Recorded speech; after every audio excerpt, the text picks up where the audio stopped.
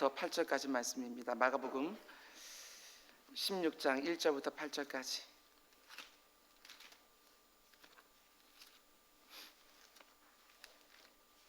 마가복음 16장 1절에서 8절까지 말씀입니다. 고난주간부터 계속해서 마가복음 말씀 가지고 우리가 주님의 뒤를 따라가고 있습니다. 오늘은 주님이 부활하신 장면을 기록하고 있는 마가복음 16장 1절부터 8절까지 말씀입니다. 우리 한 절씩 교독하겠습니다. 안식일이 지남에 막달라 마리아와 야고보의 어머니 마리아와 또 살로메가 가서 예수께 바르기 위하여 향품을 사다 두었다가 서로 말하되 누가 우리를 위하여 무덤 문에서 돌을 굴려주려 하더니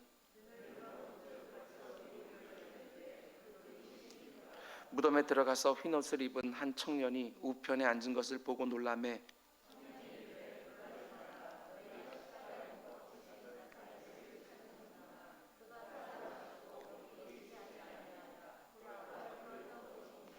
가서 그의 제자들과 베드로에게 이르기를 예수께서 너희보다 먼저 갈릴리로 가신다니 전에 너희에게 말씀하신 대로 너희가 거기서 배우리라 하라 하는지라.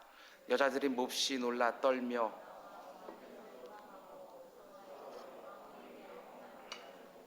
아멘, 아멘. 오늘 말씀의 제목은 나 같은 사람도 부활의 증인이 될 수 있습니까? 라는 제목으로 말씀 전하도록 하겠습니다. 오늘 말씀을 전하기 전에 제가 짧은 간증 하나만 하도록 하겠습니다. 요즘 이런저런 일들로 인해서 저 역시도 이렇게 많이 눌려 있는 것을 제가 늘 알고 있었습니다. 영적으로도 정신적으로도 또한 육적으로도 많이 눌려 있었던 거 제가 알면서 많이 불안했습니다. 혹시라도 이런저런 일들 혹시라도 벌어지지 않을까 하면서 두려운 마음도 있었고, 그 모든 문제들이 뭐 다른 것의 문제가 아니라 환경적인 문제가 아니라 사람들의 문제가 아니라 제 자신의 문제였다는 것을 제가 스스로 잘 알기 때문에 긴장 가운데 속에서 말씀과 기도의 자리에 있었습니다. 하는 일들은 다 하고 있었지만 그 가운데 속에서도 언제나 조마조마했던 것들이 사실입니다. 고난주간을 보내면서 지금까지 겪었던 그 어떤 고난주간보다도 혹독한 또 한 주간들을 보냈습니다. 영적으로 정신적으로 힘들었던 것들은 뭐 말할 것도 없고, 또한 육신적으로도 몸에 이곳저곳에 원치 않는 것들이 올라와서 그것 때문에 가렵기도 하고 아프기도 하고 참 힘들기도 했습니다. 더더군다나 부주의하게 또 운동하다가 또 크게 넘어져서 뭐 여기저기 타박상도 많이 입고, 그렇지만 감사하게도 뭐 뼈 부러짐도 없고 이빨 깨짐도 없고 그래도 쓸리고 찢어지고 뭐 이런 것들만 좀 있어서 좀 쉽지는 않았지만 또 강단 잘 섬길 수도 있었고, 어제 저녁까지 참 쉽지는 않았는데 오늘 부활절 새벽 예배를 딱 마치고 나서 뭔지 모르는 새로운 그런 힘들을 느꼈습니다. 정말 오랜만에 이런 것들을 경험했습니다. 뭔가 달라진 것도 하나도 없는데 어제 밤에도 잠자다가 중간에 깨서 한 2시간 동안 뒤척였었는데 불구하고 새벽 예배를 딱 드리고 났는데 모든 것들이 너무너무 상쾌한 거예요. 말씀 전했던 것처럼 정말 공기도 다르고 냄새도 다르고 육신의 피곤함은 여전히 있지만, 그런데 너무나도 이렇게 상큼한 그런 것들을 오늘 새벽에 경험했습니다. 주님의 부활의 새벽 가운데 속에 하나님께서 또한 주의 작은 종에게 주시는 놀라운 은혜고 영광이고 감격이구나 다시 한번 깨달았습니다. 그 가운데 속에 여러분들에게도 선포하기 원합니다.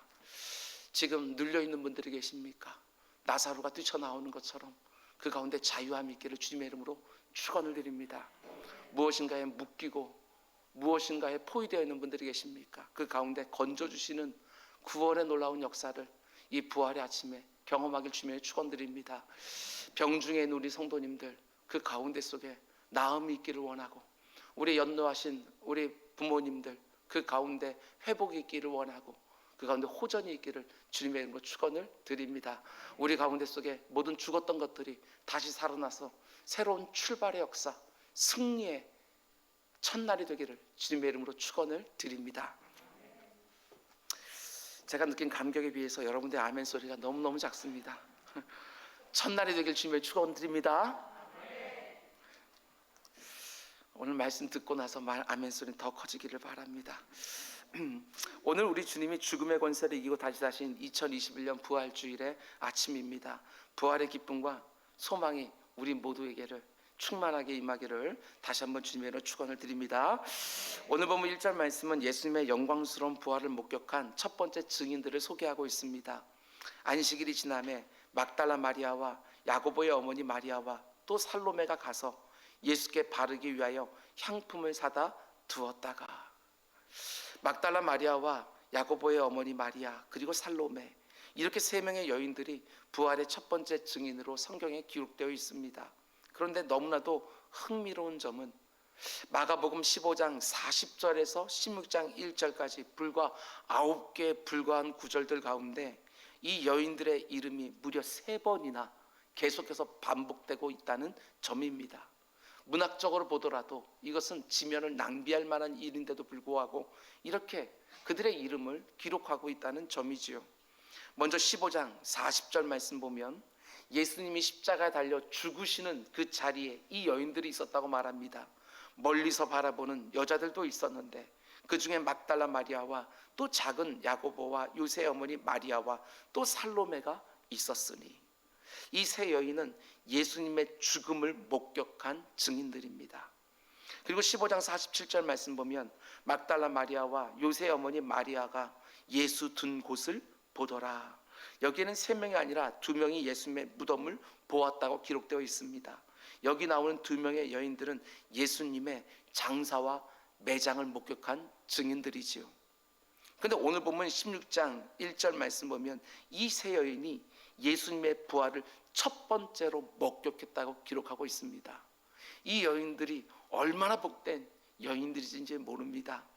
예수 그리스도의 십자가의 죽음을 직접 목격했고, 예수님의 장사와 매장을 직접 목격했고, 예수 그리스도의 부활을까지 다 목격했던 증인들, 그게 바로 이 3명의 여인들이었다는 것입니다. 이런 사람들은 아무도 없습니다.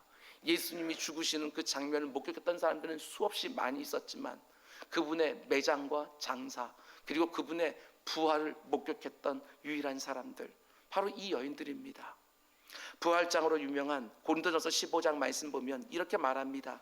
3절과 4절, 내가 받은 것을 먼저 너희에게 전하였노니 이는 성경대로 그리스도께서 우리 죄를 위하여 죽으시고 장사 지낸 바 되셨다가 성경대로 사흘 만에 다시 살아나사, 죽으시고 장사 지낸 바 되셨다가 다시 살아나사. 예수 그리스도의 죽음과 장사와 매장 그리고 부활, 이 모든 상황들을 다 직접 목격한 사람들은 이 여인들밖에 없습니다. 여러분, 그런데 이런 질문이 생기지 않습니까? 왜 이 여인들이었을까? 이렇게 중요한 자리자리마다, 이렇게 복음의 중요한 자리자리마다 하나님은 왜 이 여인들을 목격자로 삼아주셨을까? 마태, 마가, 누가, 요한, 사복음서 전부가 이 여인들에 대하여 기록하고 있는 것을 보게 되었습니다. 오늘 본 마가복음에서는 부활의 증인들로 이 3명의 여인들을 기록하고 있는데, 마태복음을 보면 막달라 마리아와 다른 마리아 2명을 소개하고 있습니다. 누가복음을 보면 더 많은 여인들이 소개됩니다. 막달라 마리아와 요한나, 야고보의 모친 마리아와 또 저희와 함께한 다른 여자들, 이렇게 되어 있어요. 최소 4명 이상의 여인들이 있었다는 것이지요. 그리고 요한복음을 보게 되었으면 막달라 마리아 한 사람의 이름만 기록해 놓고 우리가 라고 말하면서 그 자리에 여러 명의 여인들이 함께 있었다는 것을 또한 보여줍니다. 사복음서가 조금씩 차이가 있기는 하지만 그러나 모든 복음서에 다 동일하게 나오는 여인이 누굽니까? 그게 바로 막달라 마리아입니다. 부활의 목격자들은 다 여인들이었고 그 여인들을 대표하면서 가장 상징성을 가진 여인으로 제시되고 있는 인물이 바로 막달라 마리아라는 것입니다. 그런데 이 막달라 마리아는 어떤 사람이었느냐? 누가복음 8장 2절을 보면 이렇게 말합니다. 또한 악귀를 쫓아내심과 병고침 받은 어떤 여자들, 곧 7 귀신이 나간 자 막달라인이라 하는 마리아와, 그러니까 한때 7 귀신이 들린 적이 있었던 여인이 바로 막달라 마리아입니다. 하나님이 한때 귀신 들린 이 여인을, 그것도 7 귀신 들렸던 이 여인을 예수 그리스도의 죽음과 장사와 그 영광스러운 부활의 목격자로, 증인으로 세우신 것입니다. 왜 하필 이런 여자를 부활의 첫 번째 증인으로, 대표적인 증인으로 세우셨을까? 메신저에 따라 메시지의 신빙성도 좌우되는 것이 분명한데 왜 이런 여자를 택해서 우리에게 보여주시냐는 것입니다. 하나씩 살펴보겠습니다. 여러분, 예수 그리스도의 부활에 대한 첫 번째 증인이 여인들이었다는 것은 굉장히 파격적인 일입니다. 그 당시 여인들은 법정에서 증언을 해도 받아들여지지가 않았습니다. 내가 분명히 봤다고, 내가 똑똑히 들었다고 아무리 확신 있게 말을 한다 할지라도 그걸 유효한 증언으로 채택해 주지 않는 시대였습니다. 그러니까 하나님이 절대로 증인이 될 수 없는 여인들을 온 우주에 새로운 장이 열리는 그 부활의 아침에 첫 번째 증인으로 불러주신 것입니다.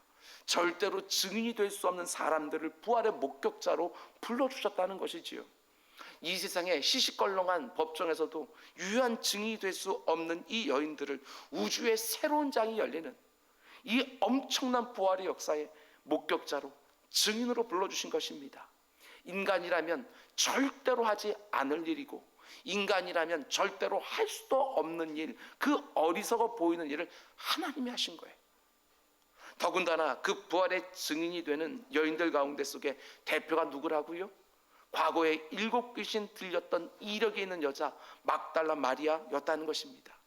그런 여자가 아무리 거리에 나가서 예수님이 다시 살아나셨습니다, 우리 주님이 부활하셨습니다, 제가 만났습니다, 제가 분명히 봤습니다, 이렇게 소리치면 사람들이 뭐라고 말하겠습니까?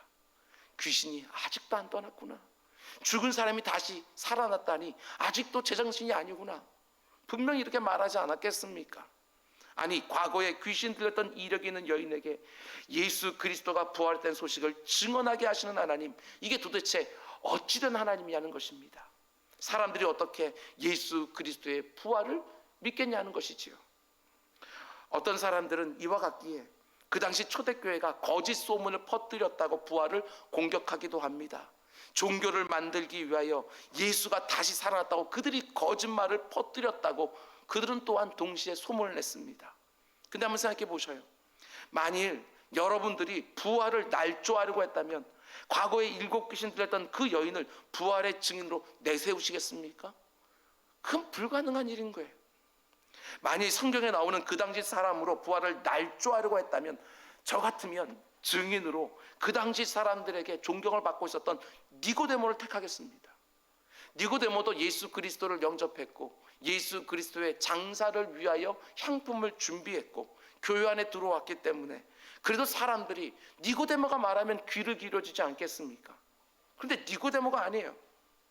니고데모가 부활의 첫 번째 증인이다, 니고데모는 당신들이 잘 아는 것처럼 인품이나 학식이 탁월한 사람 아니냐, 예수가 다시 살아나신 것 니고데모가 분명히 봤다, 이렇게 날조하는 것이 맞겠지요.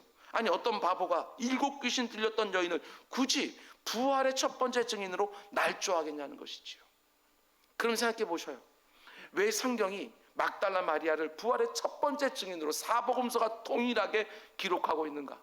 다른 이유가 어디 있겠습니까? 막달라 마리아가 부활의 주님을 실제로 가장 먼저 만났기 때문 아니겠습니까? 그렇지요? 성경은 사실대로 그대로 기록해 놓은 것뿐이고, 여러분 정확히 아셔야 됩니다. 교회가 부활을 만들어낸 것이 아니라 부활이 교회를 만들어냈어요. 예수 그리스도의 부활이 없으면 교회가 생기지 않았어요. 제자들이 부활하신 주님을 만났기에 그 담대한 마음을 가지고 거리로 나가서 너희들이 죽인 예수 그리스도를 하나님이 다시 살려냈다고. 그렇습니다. 부활이 교회를 만들어낸 거예요. 예수 그리스도의 부활은 교회가 만들어낸 사건이 아니라 교회를 만들어낸 역사적인 사건이지요. 사기가 아니라 사건이에요. 영국의 저명한 저널리스트 프랭크 모리슨이 쓴 책 제목이 Who Moved the Stone입니다. 누가 무덤에 있었던 그 돌을 옮겼는가? 1987년에 출간된 책입니다. 프랭크 모리선은 부활은 신화다, 역사적인 사실이 아니다, 그걸 증명하려고 책을 쓰기 시작했고 가능한 한 모든 자료를 다 수집해서 연구하기 시작을 했습니다. 그런데 그 책을 마칠 때 그의 결론이 뭐였느냐? 예수 그리스도의 부활은 실제로 일어난 사건이다, 역사적인 사건이다, 이렇게 결론을 내리고 책을 마치게 되어집니다. 여기에 굉장히 중요한 의미가 있어요. 맨 처음에 그가 생각했을 때는 부활은 가능하지도 않은 일로, 거짓말로, 교회가 꾸며낸 일로 그렇게 그는 생각을 했어요. 그런데 성경이 증언하고 있는 모든 그런 자료들을 다 연구해보고 나서 부활은 진짜 있었구나, 이것들을 그도 인정하게 되었다는 사실입니다. 이 자리에 혹시 예수 그리스도의 부활을 온전히 믿지 못하는 분이 계십니까? 예수님을 믿고 신앙생활을 시작하고 구원도 확신하지만 이 부활만큼은 제대로 믿지 못하겠다고 말하는 분이 혹시 계십니까? 그렇다면 저는 이렇게 권면하고 싶습니다. 부활을 한번 연구해 보십시오. 정확하게 모든 자료들을 다 모아서 한번 연구해 보십시오.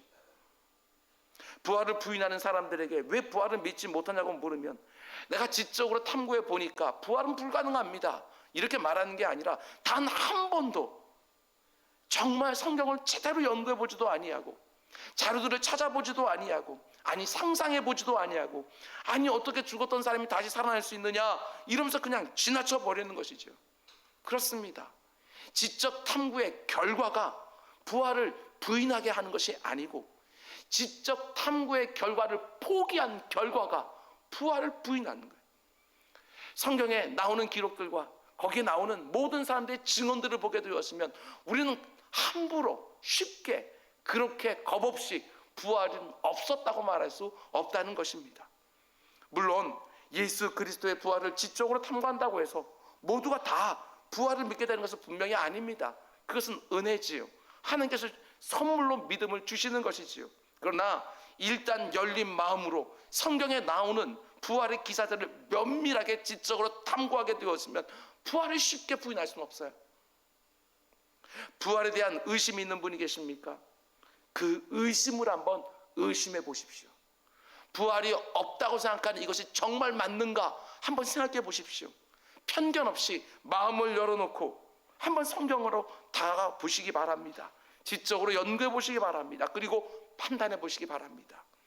막달라 마리아 같은 사람들, 그런 사람들을 그대로 부활의 증인으로 사용하고 있다는 사실이 오히려 강력한 증거 아니겠습니까?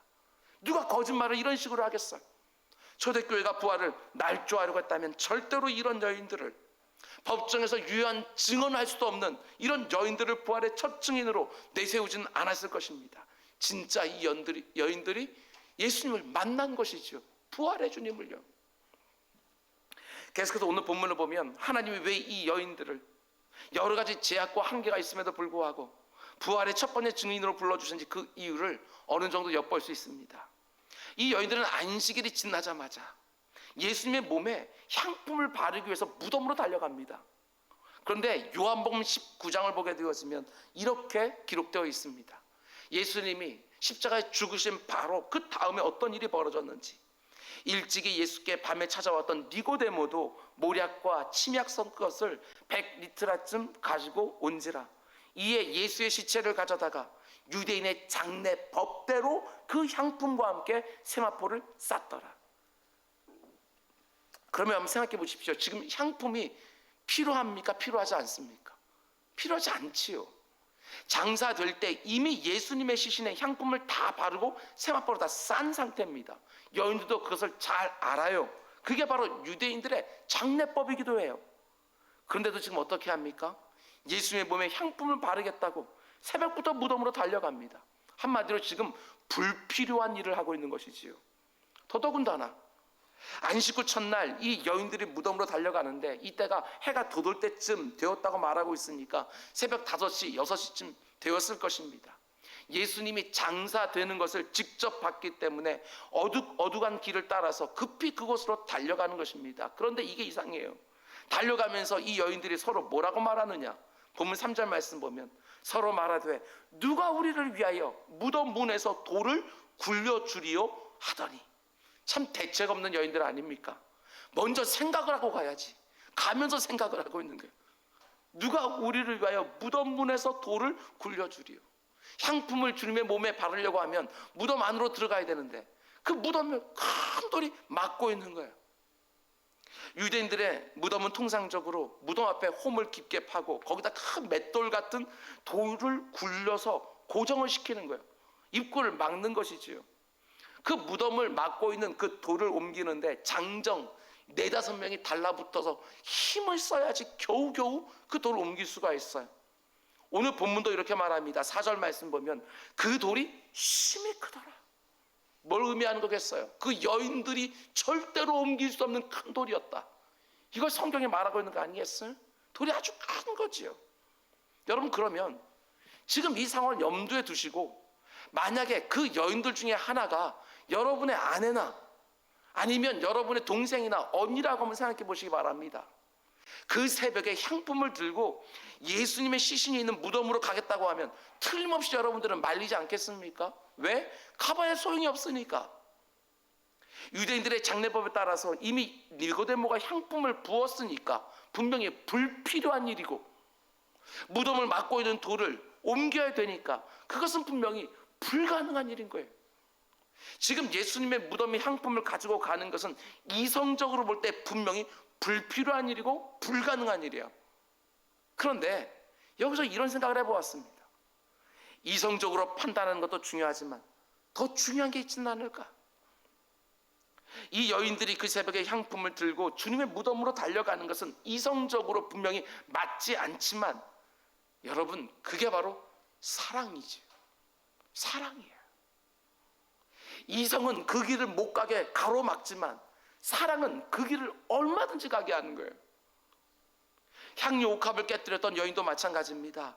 무려 300데나리온에 되는 그 향유 옥합을 한 번에 깨뜨렸어요. 그 당시 로마 사병에 로마 정규 군대 사병, 대단한 엘리트들입니다. 그들이 연봉이 바로 300데나리온이에요. 그거를 한 번에 깨뜨려서 주님의 발에 다 쏟아부어요. 이성적으로 생각하면 절대로 못하는 행동 아닙니까?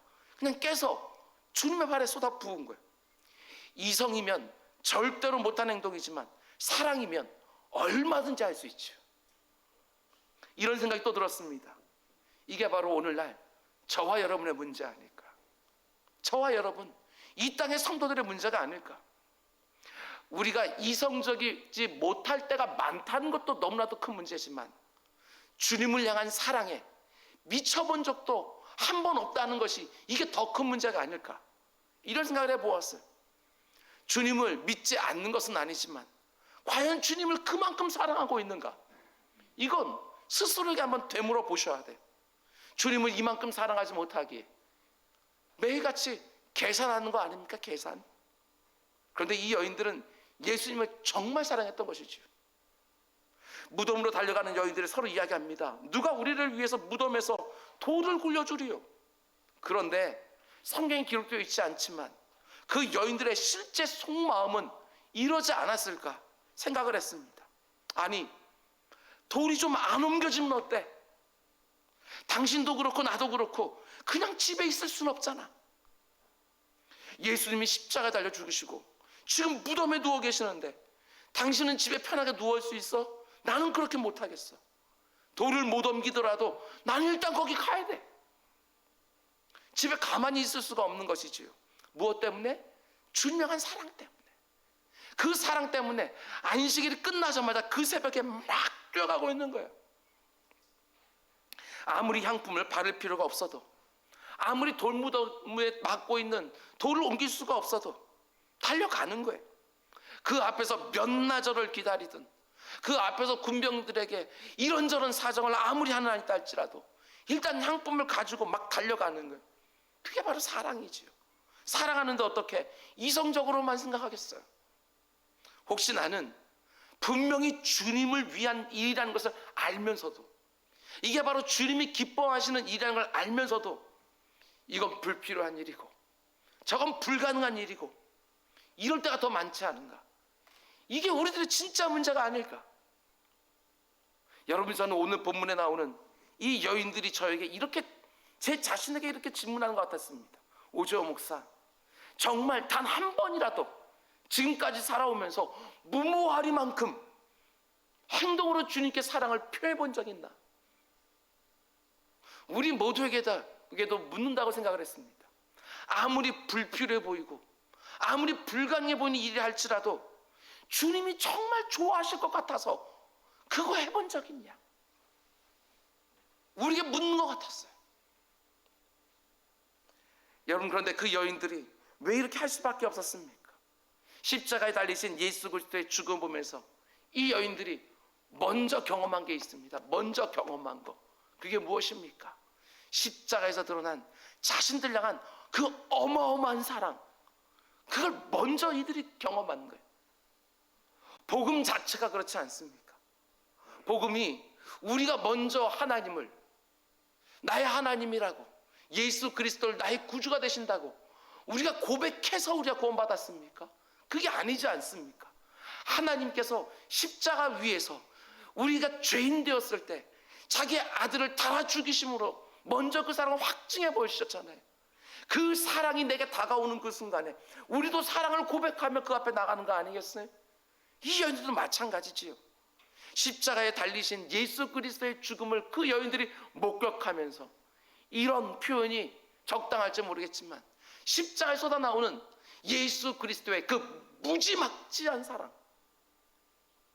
그녀들도 분명히 알고 있었거든요. 주님이 원하시기만 하면 얼마든지 십자가를 내려올 수 있는 능력의 하나님이라는 거, 그 여인들도 분명히 알고 있었어요.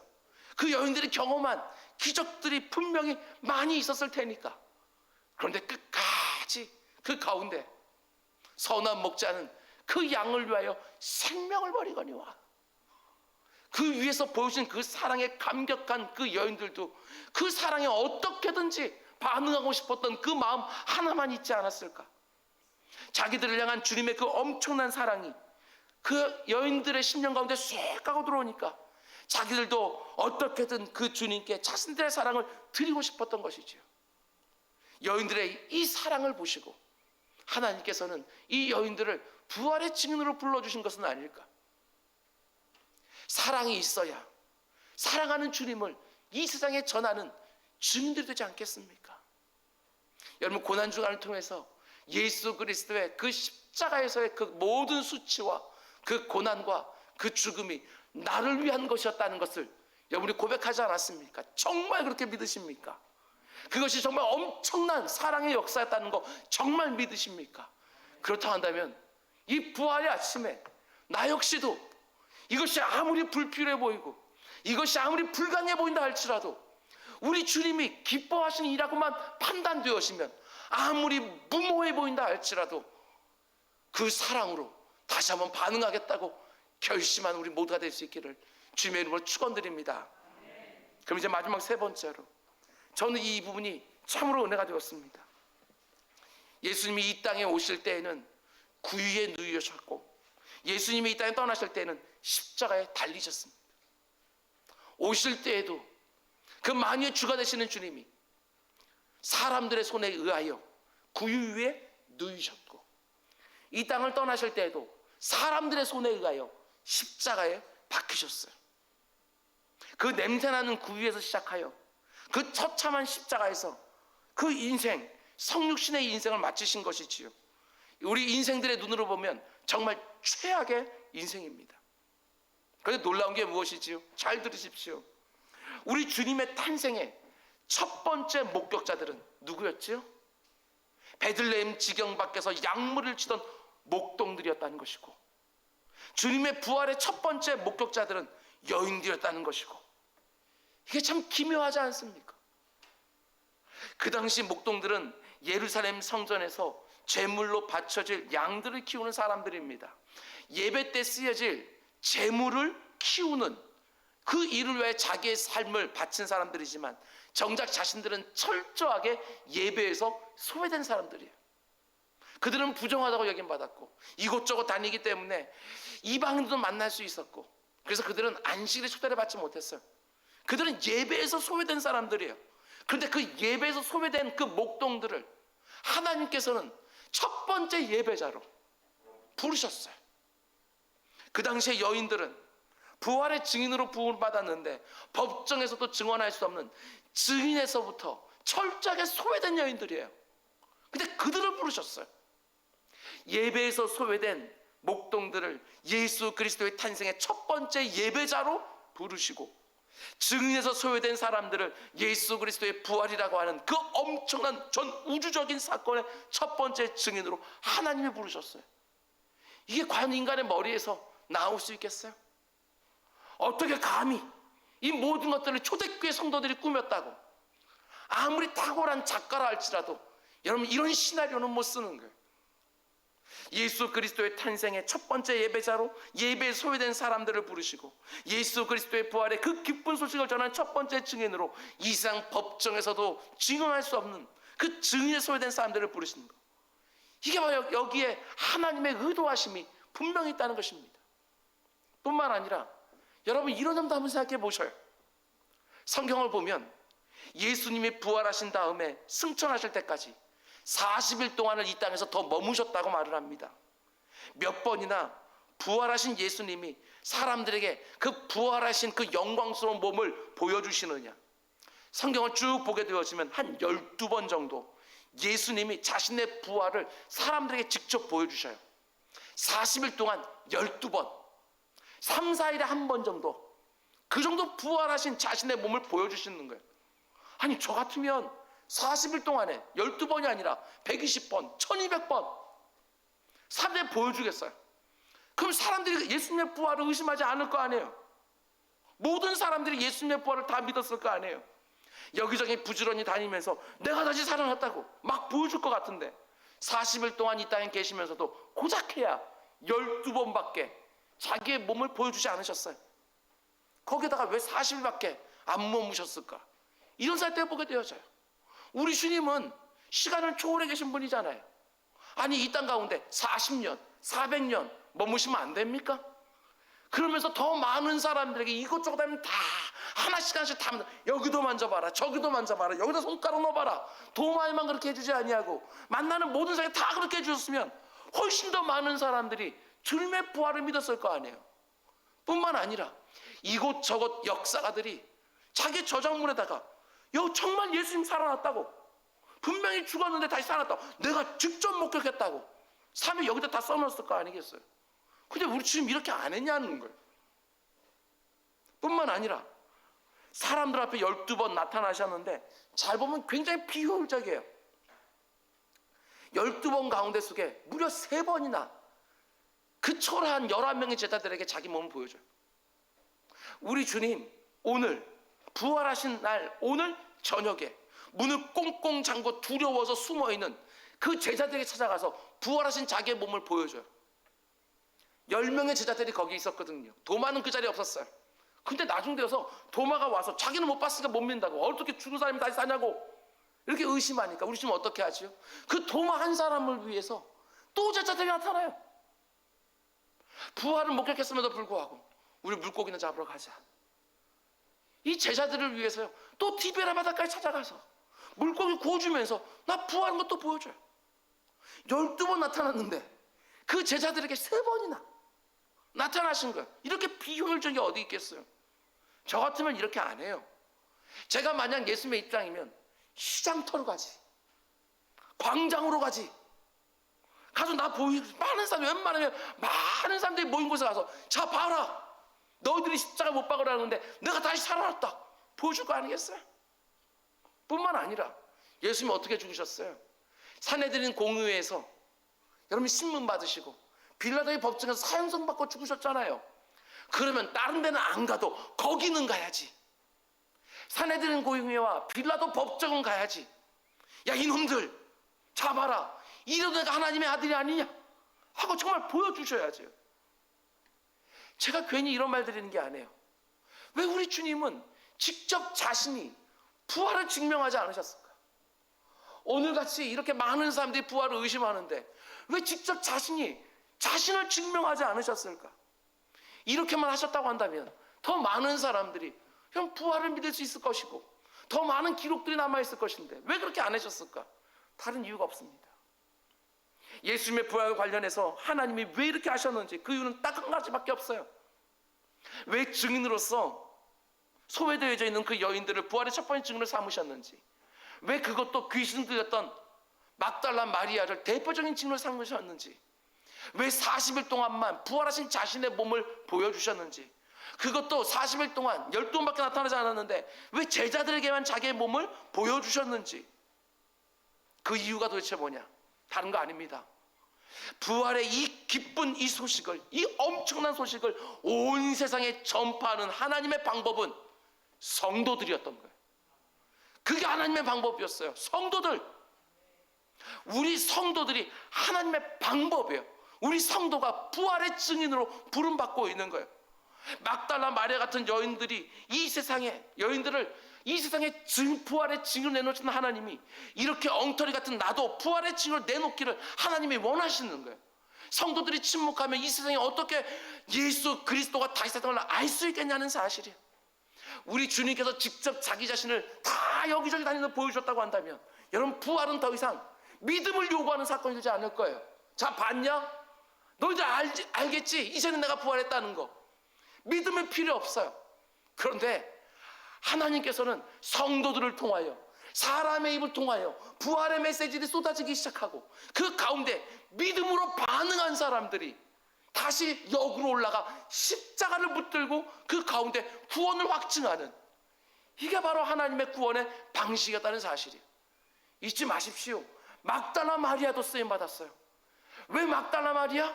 저와 여러분도 얼마든지 부활의 증인으로 쓰임받을 수 있다는 거, 이것들을 보는 것이지요. 나같이 이렇게 엉터리를 같은 사는 사람이 아무리 가서 복음을 전하면 누가 믿어줄까? 누가 믿어줄까? 그런 걱정하지 말라는 거예요. 주님을 사랑한다면 부활의 증인이 되라고 우리를 불러주시는 것이지요. 아니, 그 예배 소외됐던 그 목동들이 예수 그리스도의 성탄의 첫 번째 예배자가 되었다고 한다면 누가 주님 앞에 못 나오겠느냐? 누구라도 주님 앞에 나와서 예배자가 될 수 있다. 이걸 우리들에게 보여주는 것 아니겠습니까? 여기에 부활의 증거가 있다. 막달라 마리아를 봐라. 또 다른 마리아를 봐라. 살로메를 봐라. 아니, 여기 이 제자들을 봐라. 내가 살아있을 때 나를 다 버리고 도망갔던 놈들 아니냐? 내가 다시 살아나지 않았다고 한다면 어떻게 그 도망갔던 놈들이 다 돌아와서 생명을 걸고 순교하면서 부활의 증인들이 될 수 있겠느냐? 그들이 나를 만났기 때문에 그런 거 아니냐? 제자들이 만일 부활을 날조했다면 어느 누가 자기가 만든 거짓말을 위해서 생명을 바치겠냐는 것이지요. 진짜 만난 것이지요. 여러분, 어떤 사람들은 이렇게 말하기도 합니다. 죽은 자가 다시 살아났다는 부활이만 없으면, 이 부활만 없으면 기독교를 받아들이기가 더 쉬울 것 같습니다. 마치 자신이 대단히 합리적이라도 하고 이성적이라도 한 것처럼 부활이 기독교의 문제라고 지적질을 하는 거예요. 그렇지 않습니다. 부활이 기독교의 문제가 아니라 이 부활이 인생의 가장 큰 문제인 죽음의 문제를 해결하는 거예요. 부활이 문제가 아니라 죽음이 진짜 문제인데 예수 그리스도가 부활의 첫 열매가 되어서 우리에게 사망 것을 깨뜨려 버린 거예요. 여러분, 여인들이 향품을 들고 가면서 예수 그리스도가 부활했을 거라는 믿음을 가지고 무덤에 찾아간 것은 아닙니다. 도저히 감당할 수 없는 어떤 사건이 벌어지면 야, 이제는 정말 끝이구나, 이런 생각이 드는 순간이 저와 여러분도 있지 않습니까? 여인들이 시신에 바른 향품을 들고 주님의 무덤에 갔다는 것은 이제는 돌이킬 수가 없다는 것을 이 여인들도 받아들인 거 아니겠습니까? 근데 중요한 것은 그 여인들이 무덤에 갔을 때 주님의 무덤은 빈 무덤이었다는 것입니다. 빈 무덤. 여기서 우리에게 주는 메시지가 있습니다. 이게 부활의 메시지지요. 그 어떤 것도 돌이킬 수 없는 것은 없다. 이게 부활의 메시지인 거예요. 그 어떤 상황도 다 돌이킬 수 있다.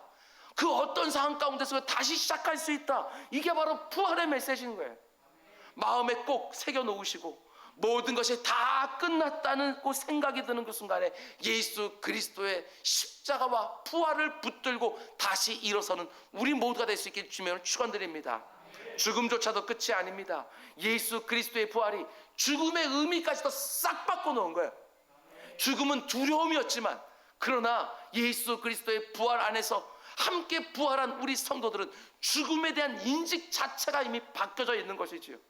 우리가 빌립보서를 통해서 본 것처럼 사도 바울은 부활하신 주님을 만나고 나서 오히려 죽음을 고대하는 자가 되었습니다. 내가 차라리 세상을 떠나서 그리스도와 함께 있는 것이 훨씬 더 좋은 일이라. 죽음을 고대하면서, 그렇다고 삶을 함부로 사는 것이 아니라 죽음을 고대하지만 표대를 향하여 그 남은 삶을 전신전력 경주하는 삶을 사는 거예요. 죽음을 고대하지만 함부로 사는 것이 아니라 경주를 해요.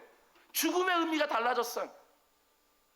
예수님이 자신의 부활을 통하여 죽음에서 우리를 쏘는 가시를 뽑아냈다는 사실을 사도 바울이 분명히 믿었기에 부활장인 고린도전서 15장에서 그 죽음을 향하여 오히려 사도 바울이 조롱하는 것을 보게 되었습니다. 55절, 사망아 너의 승리가 어디 있느냐? 사망아 네가 쏘는 것이 도대체 어디 있느냐? 16세기에 활동했던 영국의 시인이자 성직자는 존 던은 사도 바울의 이 고린도전서 15장 55절 말씀에서 영감을 받아서 이런 제목의 시를 썼습니다. 제목 자체가 아주 기가 막혀요. 이렇게 되어 있습니다. 고시기 때문에 이렇게 표현되어 있어요. Death, be not proud. 죽음아 자만하지 말거라. 우쭐대지 말거라. 이게 시 제목이에요. 존 던의 시는 이렇게 끝이 납니다. 짧게 한잠 자고 나면 영원히 깨어난다. 죽음은 더 이상 없을 것이다. 그렇게 깨어나면 더 이상 죽음은 없을 것이다. 죽음아 네가 죽으리라. 이게 얼마나 장엄한 선언입니까? 죽음아 내가 아니라 네가 죽으리라. 우리 주님 다시 오시는 날 죽음은 죽는 것입니다. 모든 사람들을 위협하는 죽음을 향해서도 자만하지 말라고, 뽐내지 말라고, 우리가 엄히 꾸짖을 수만 있다고 한다면 이 땅을 살아가면서 경험하는 그 어떤 슬픔이나 고난과 어려움을 향해서도 우리 역시 호통칠 수 있지 않겠습니까? 정말 자만하지 말라고, 정말 우쭐대지 말라고. 내 인생을 옥죄는 슬픔이여 고난이여 나를 넘어뜨릴 수 있을 것처럼 자만하지 말거라, 우쭐대지 말거라. 예수 그리스도의 부활과 함께 내가 다시 살 것을 믿기에 너는 내 앞에서 영원히 죽으리라. 우리가 이렇게 선언할 수 있는 거예요. 여러분, 우리 모든 교회는 반드시 이 메시지를 세상에 전해야 돼요. 부활을 통해서 이 땅에 세워진 교회들이기에 부활의 메시지를 언제나 전해야 되는 거예요. 예수 그리스도가 다시 사셨다. 이거 모든 교회 메시지여야 되는 거예요. 구원받은 성도들은 반드시 부활의 증인이 되어야 됩니다. 죽음이 절대로 끝이 아니다. 예수 그리스도가 우리 부활의 첫 열매가 되셨다. 이거 선포하셔야지. 아니 입으로만 선포하지 마시고 여러분 얼굴로도 선포하십시오. 부활을 살아내십시오. 그 어떤 상황 가운데 있다 할지라도 그 가운데 분연하게 일어나서 마치 죽은 지 언제 되었는지는 모르게 바짝 말라지는 해골들이 정말 생기가 들어갔을 때 다시 번쩍번쩍 일어나서 그리스도의 군사가 되었던 것처럼 그와 같은 역사, 다른 날도 아니고 이 부활의 아침에 사모하지 못하면 언제 우리가 또 사모할 수 있겠어요? 제가 오늘 부활의 새벽에 제게 있었던 그 소소한 간증했던 것처럼 이 예배 마치고 이 밖으로 나갈 때 여러분 한번 영적으로 예민하게 숨을 한번 깊이 맡아보시기 바랍니다. 공기의 냄새가 다를 거예요. 한번 사방을 쭉 보시기 바랍니다. 더 이상 하늘은 아무리 뿌옇다 할지라도 잿빛이 아니라 하나님께 보여주는 새로운 시작의 서막이 열리는 것 같은 그 빛조개를 경험하게 될 것입니다. 단 한 분도 눌리지 마십시오. 단 한 분도 묶이지 마십시오.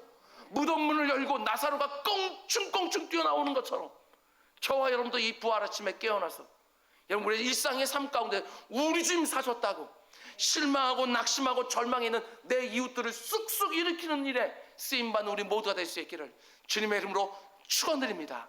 기도하겠습니다. 사랑해 주님 감사합니다. 아버지 하나님, 이 부활의 아침에, 이 영광스러운 아침에 부활의 증인들이 계속해서 무덤 가운데 묶여있지 않도록 주님 인도해 주시고 그들을 일으켜 세워주셔서 부활의 증인으로 막달라 마리아 옆에 또 다른 마리아 옆에 살로모 옆에 요한나 옆에 제자들의 옆에 세워주옵소서. 우리의 아버지의 머릿속에만 부활이 있지 않게 하시고 부활을 살아내는 우리 모두가 되게 하여 주옵소서. 이 모든 말씀 예수님의 이름으로 기도드렸습니다.